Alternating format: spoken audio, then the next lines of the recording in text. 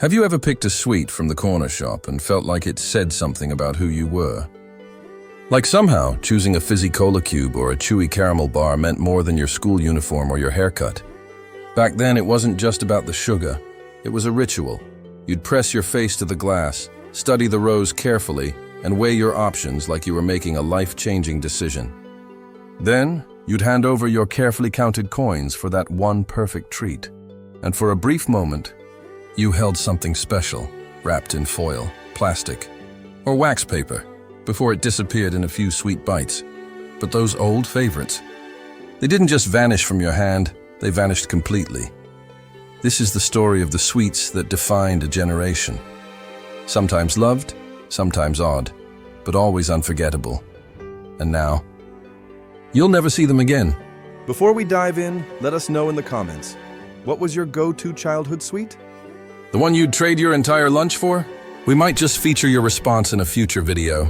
And if you love nostalgia as much as we do, don't forget to hit that subscribe button so you don't miss more sweet memories like these. Let's unwrap 8 legendary British sweets that disappeared, yet still linger in memory, one wrapper at a time. Bar 6, the quiet rival. To a giant before Kit Kat became the king of chocolate wafers, there was another contender quietly fighting for the crown. Bar 6 wasn't a copy. It had its own identity. If you were around in the 60s or 70s, you probably know exactly what I'm talking about. Bar 6 came with 6 slim fingers, each one filled with hazelnut cream and layered with crisp wafer.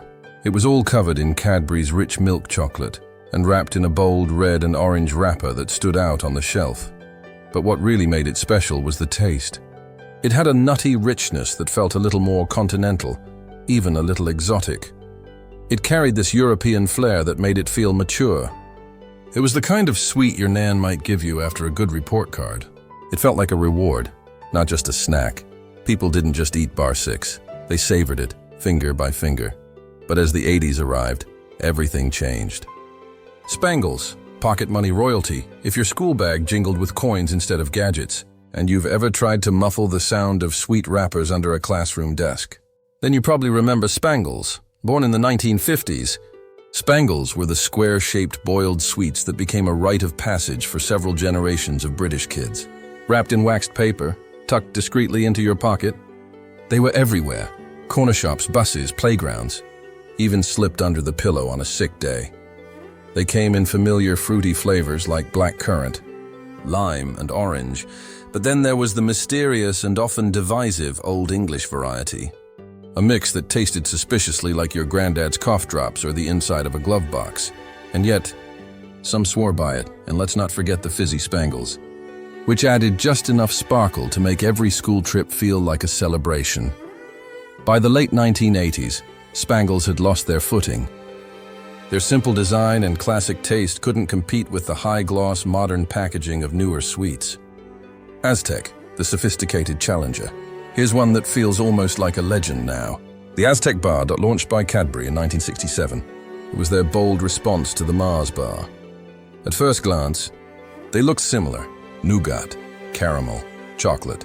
But take a bite of an Aztec, and you'd notice the difference instantly. It was softer, creamier, somehow richer on the tongue. Wrapped in a sleek purple and silver foil, Aztec didn't shout for attention. It invited you in. It wasn't a grab-and-go kind of sweet. It was something you saved for the ride home, or unwrapped after finishing your homework, like a quiet reward for making it through the day. For many, it became known as the thinking person's Mars bar. But sadly, every legend meets its end. Despite winning hearts, Aztec couldn't compete with Mars's advertising power. It slowly disappeared by the late 70s. Today, it lives on only in memory.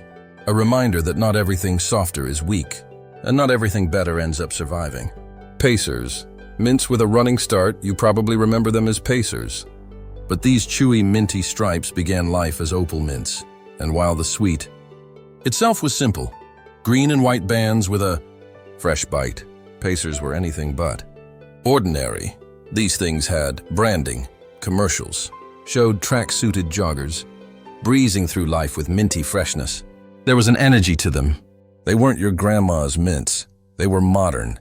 Kids would pop one on the walk home from school, pretending they were athletes. Adults kept them tucked in car doors or jacket pockets. And that cool, clean chew gave you just enough zing to feel refreshed without being overwhelmed. Pacers felt like the future, but the future moved fast, and Pacers couldn't keep up. Cabana, the tropical rebel messy, gooey, outrageous, and unforgettable.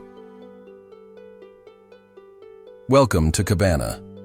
Released in the 1980s by Rowntree Macintosh, Cabana was like someone decided to turn a beach holiday into a chocolate bar. Caramel, chewy coconut, and a bold cherry filling, all wrapped in milk chocolate. It was a tropical explosion waiting to happen. And that jingle? A cheeky spin on the banana boat song with palm trees, fake sunshine, and big laughs. Everything about Cabana was over the top, and it knew it. You either loved it or didn't know what to make of it. Cherry and chocolate was always divisive. It either lit up your taste buds or left you reaching for something safer. But Cabana didn't care. It was fun, loud, and kind of ridiculous in the best way. Then the 90s arrived, and the market turned towards sleekness and uniformity. Banjo bar, simplicity, perfected. Not every great sweet needs a wild flavor combo or a singing cartoon commercial. Sometimes, less is more, and Banjo proved it. Launched in the 1970s, the Banjo bar came in two styles, the blue wrapper for milk chocolate lovers and the red one for those who preferred it plain. What did you get? 2 slim sticks, coated in chocolate and sprinkled with toasted peanut pieces, wrapped around crisp wafer, simple, crunchy, balanced. It didn't shout, it spoke. You'd find Banjo in glove boxes, coat pockets, or tucked inside a lunch packed for the zoo. It had a kind of understated charm that made it feel trusted, dependable, maybe even adult. And yet somewhere along the line, Banjo just disappeared. No major announcement, no controversy. It just slipped quietly out of the world, like a friend who moved away and stopped writing. By now, if at least one of these has tickled a distant memory, maybe a ride on the school bus, a trip to Woolworths, or a half-forgotten birthday treat, then you know exactly how powerful these lost sweets really are. Tap that like button if you've ever tried even one of these classics. And drop your sweetest memory in the comments. We read every single one. And hey, if you haven't already, now's the perfect time to subscribe. We've got more delicious time travel ahead. Mint cracknel, the crunch heard round the playground, ever bit into a bar and actually shattered it? That wasn't a dream. You probably had yourself a mint cracknel. This bar was one of the most unique creations in the world of British sweets. A gleaming green mint sugar center, crisp like glass, encased in a coating of smooth milk chocolate. It didn't melt in your mouth, it cracked, loudly. Mint cracknel was the kind of sweet you tried once and never forgot. Some loved it, others raised an eyebrow. But it was bold, textural, intense, almost theatrical. No other sweet sounded like it when you bit into it. That crack, followed by the shock of minty sweetness. It wasn't about snacking. It was a full-on experience. Why did it vanish? Perhaps it was too complex to manufacture. Or maybe it was just too different. Fry's 5 centers, the sweet of surprises, to wrap up. Let's talk about a sweet that was always a little mysterious. Fry's 5 centers. This bar didn't give you one flavor. It gave you 5. Raspberry, lime, strawberry, pineapple, and orange. Each one spun into its own section of dark chocolate, like a multi-course meal in a single bite. You never knew what came next. One bite might be citrus sharp, the next mellow and berry smooth. It was a box of chocolates, but bar-shaped. Introduced in the mid-20th century, it carried an air of elegance. Something you gifted your favorite aunt, or found tucked into birthday cards with crisp notes. It wasn't a kid's everyday treat. It was something special. Over time, as fruity fondants fell out of fashion and tastes shifted toward caramel overload, 5 centers lost its spotlight. It was quietly discontinued, leaving behind only the original Fry's cream bar as a survivor.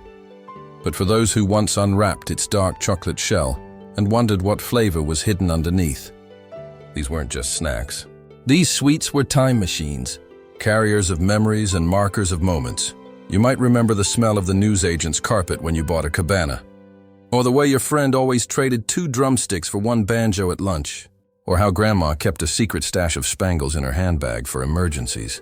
They didn't just disappear because they failed. Many were loved, and still are. Some were too bold, some too humble, and some merely overtaken.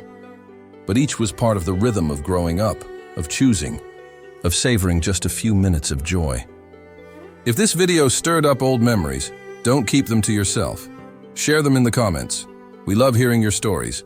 And be sure to subscribe for more trips down memory lane, one sweet wrapper at a time.